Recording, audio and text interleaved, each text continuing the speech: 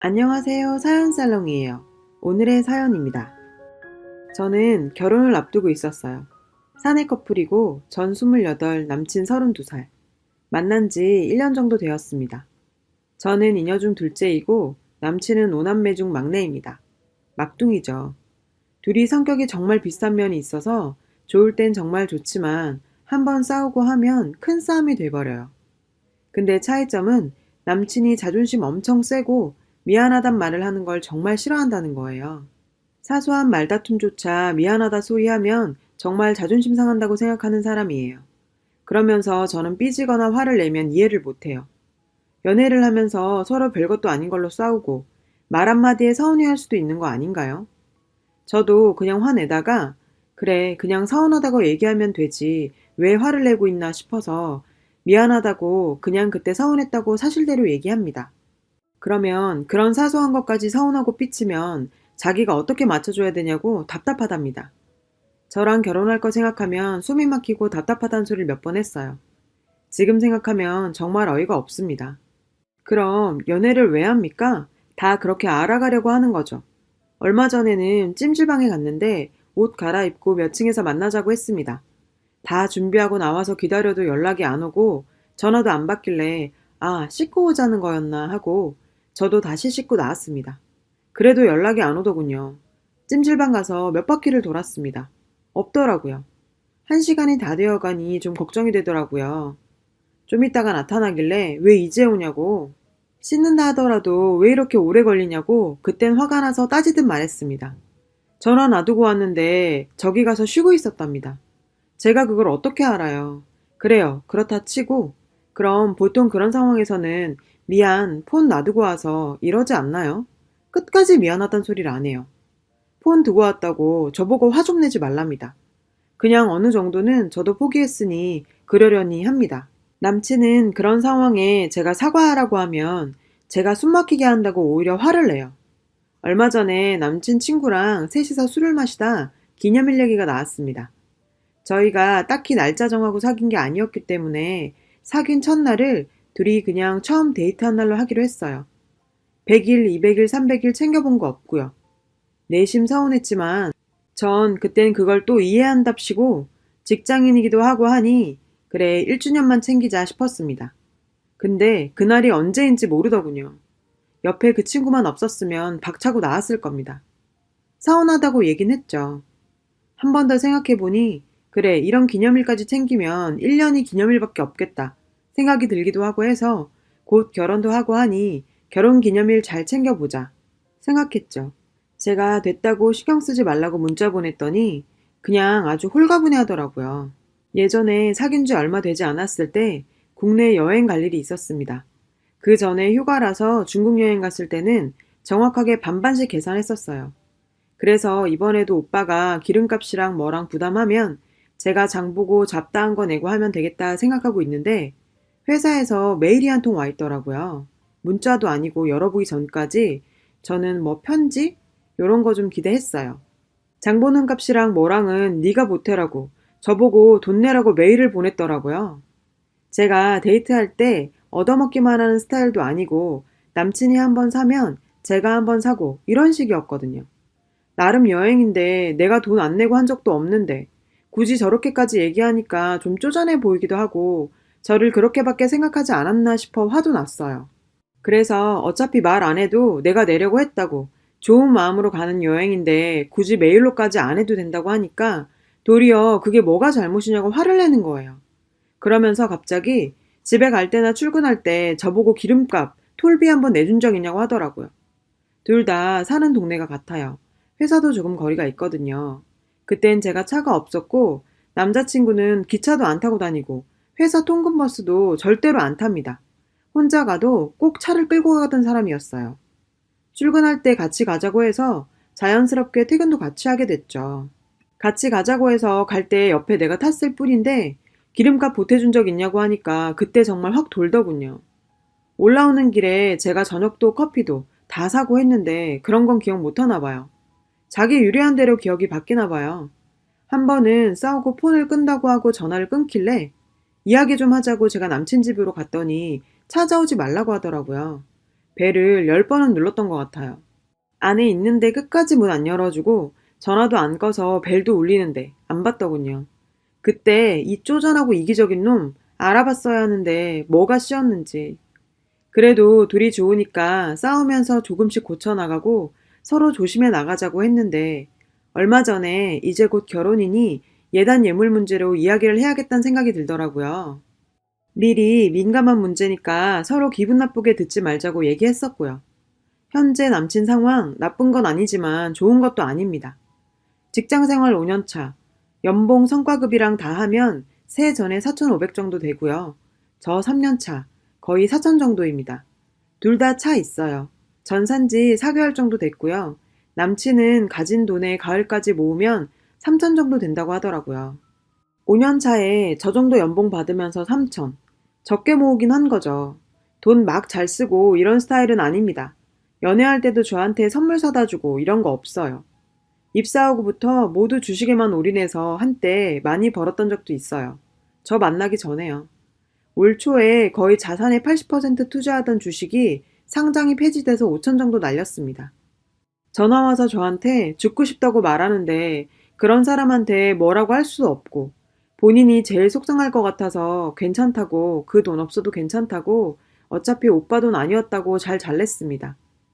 솔직히 지금 결혼 준비하면서 돈 없으니 돈 날린 거 속상하기도 하지만 어차피 둘이 벌어서 못 버는 것도 아니고 2년만 고생하면 빚 갚고 다 할 수 있으니까 전 괜찮았습니다. 저는 곧 만기되는 적금 등 4천만 원 있고 펀드는 8, 900 정도 있습니다. 펀드는 10년짜리인데 깨기가 좀 아깝더라고요. 그래서 이 펀드는 그냥 결혼하고 같이 계속 넣는 걸로 하자고 했습니다. 어차피 장기적으로 무언가 하나 들어가야 하는 거고 지금 그냥 쓰는 것보다 같이 이어가는 게 좋을 것 같더라고요. 여튼 둘이 결혼 자금 합쳐도 지금 살고 있는 동네에선 집값이 매매도 전세도 비싸고 매물도 없고 해서 좀 더 싼 시골로 들어가야 할 형편입니다. 물론 그 동네도 회사 사람들 있긴 하지만 거기엔 저와 친한 사람 아무도 없습니다. 돈 없어서 그렇게 멀리 가야 한다는 거 생각보다 정말 속상해요. 그래도 내색하면 싸움 나거나 서로 안 좋을까봐 거기 새 아파트라서 더 괜찮을 거라고 스스로 그렇게 생각했어요. 사건 발단은 금요일 밤이었어요. 일할 것이 남아있어서 자료를 모으면서 슬쩍 결혼 자금 얘기를 했습니다. 처음부터 서로 집에 많이 도움받지 말고 반지 하나만 하고 빚 최대한 줄이고 시작하자고. 예물 예단 같은 거 최대한 하지 말고 아껴서 신혼집에 다 보태자고요. 같이 평생을 할 사람인데 그 정도는 생각하고 있었어요. 그런데 남친이 얘기하는 게 황당해요. 예전에 자기 집에 그렇게 얘기하니까 결혼은 니네들 마음대로 그렇게 하는 거 아니라고. 아무리 그래도 예단 챙길 건 기본으로 해야 된다고 서운해 하셨다고 하더라고요. 또 주위에 결혼한 친구들, 동료들한테 물어보니 기본적으로 여자 가방, 액세서리 그 정도는 해야 된다고 했나 봅니다. 저는 원래 아무것도 안 할 생각이었습니다. 어쨌든 주위에서 그 소리 들으니까 기본적으로는 예물해줄 건 생각하고 있었나 봐요. 저는 당연히 많이 받을 생각 없었고요. 예단 예물 얘기하다가 오빠가 예단을 제가 700 보내면 350 주는 걸로 이야기를 하더라고요. 근데 왠지 좀 서운했어요. 그래서 결혼한 친구한테 물어보니까 그냥 반 돌려주는 데도 있다고 하길래 그런 시댁도 있다고 하니 그렇게 한다는데 어쩌겠어요. 뭐 꾸민비가 어쩌고 이러쿵저러쿵 해서 결혼 전에 괜히 밉보이고 십 가는 것보다 나을 것 같아서 그런가 보다 하기로 했습니다. 사실 언니 결혼할 때는 형부 집에서 24평 아파트 사주셨고 언니가 예단 1,000 보내니까 다시 800만 원 주시고 꾸민비라고 또 다시 500 주시더라고요. 그걸 봐서 제가 좀 섭섭했나 봅니다. 어쨌든 저는 최대한 아껴야 한다고 생각했어요. 예물 그렇게 많이 안 해도 된다고 예물 줄이고 예단도 줄이자고 했습니다. 오빤 집 사오는 것도 아니고 집에서 돈을 받는 것도 아니고 사실 저희 집도 형편이 좋은 건 아닙니다. 무능력한 아빠 때문에 집에 돈 들어갈 일 많고요. 그나마 다행인 건 할아버지 할머니께서 집 땅이 있으셔서 그걸로 지금까지 버티고 있었고 얼마 전에 30년 살던 집이 재개발돼서 집값도 꽤 받았습니다. 물론 돈은 다 할머니가 가지고 계시지만 아빠가 장남이라 유산으로 물려받을 것도 좀 있고요. 언니 결혼할 때 집에서 형편이 안 돼서 제가 3천만 원 대출 내서 줬습니다. 시골에 땅이 있는데 팔려고 내놨는데 잘 안 팔려서 어쩔 수 없이 팔리면 대출 낸 거랑 저 결혼할 때 보태주신다고 하셨습니다. 근데 아직도 안 팔리네요. 그래도 그 땅이 8천 정도 된다고 들었습니다. 그래서 어차피 엄마 아빠가 결혼 자금도 좀 주시려고 하셨으니 정 안 팔리면 괜히 못 팔아서 스트레스 받지 말고 제 명의로 바꿔달라고 하니까 집에서도 그렇게 한다고 했습니다. 남친한테도 말했어요.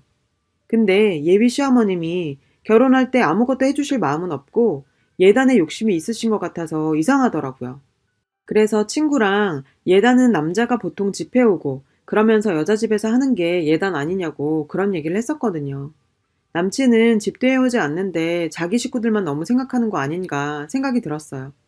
그런데 갑자기 우리 신혼여행비 아껴서 오빠 집에 좀 더 드리면 좋겠다고 이야기를 하더군요. 물론 우리 집도 조금 드리자고요. 그건 자기 생각이 그렇단 거죠. 저희 집에선 바라지도 않아요. 정말 둘이 아껴서 결혼하기로 했고 대신 오빠가 신혼여행은 나 가고 싶은 곳 아무 곳이나 가자고 장소도 저보고 정하라고 결정되면 따르겠다고 얘기했거든요. 그런데 갑자기 신행 경비를 아끼자니 이게 무슨 말인가요? 게다가 자기 집에 좀 더 주고 싶다니요. 참. 그 와중에 농담인지 진담인지 제 차를 팔라고 하더라고요. 2대 있을 필요가 있냐고. 자기 차 보험도 싸고 자동차세도 싸다고요. 제가 내 차 팔아서까지 결혼하면 솔직히 정말 서러울 것 같다고 했습니다. 그때도 자긴 집에 못 해드린 게 마음에 걸린다고 하더라고요.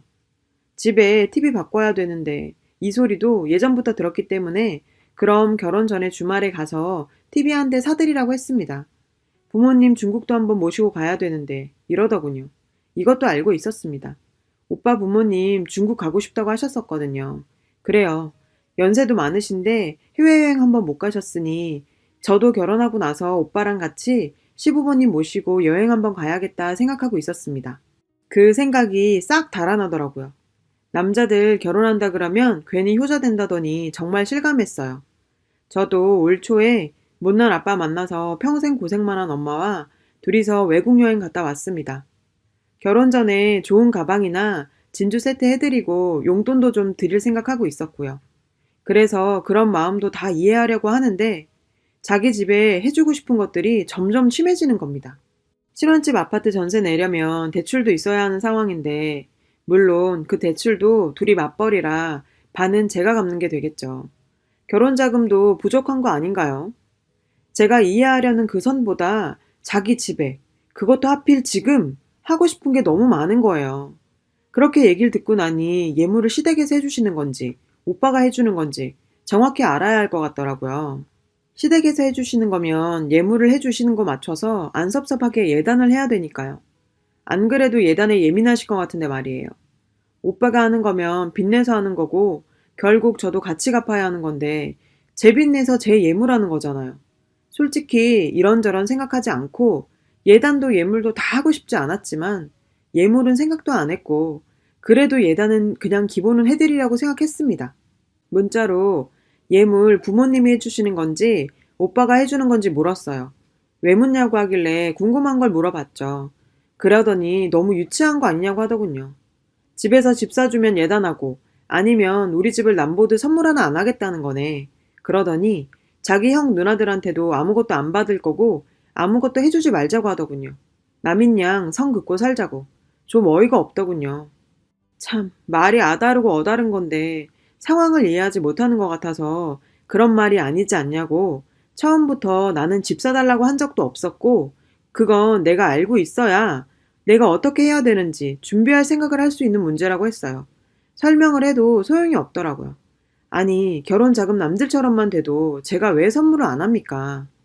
우리 집에서 땅 받은 건 생각도 안 하고 자기 집에서 부모님 돈으로 예물하는 건 아까운 건지 그렇게 처음부터 돈으로 따지자 치면 우리 집에서 준 땅값이랑 제가 가진 돈이랑 오히려 제가 더 많이 해가는 거죠. 오빠가 더 해주는 거 없는 거고요.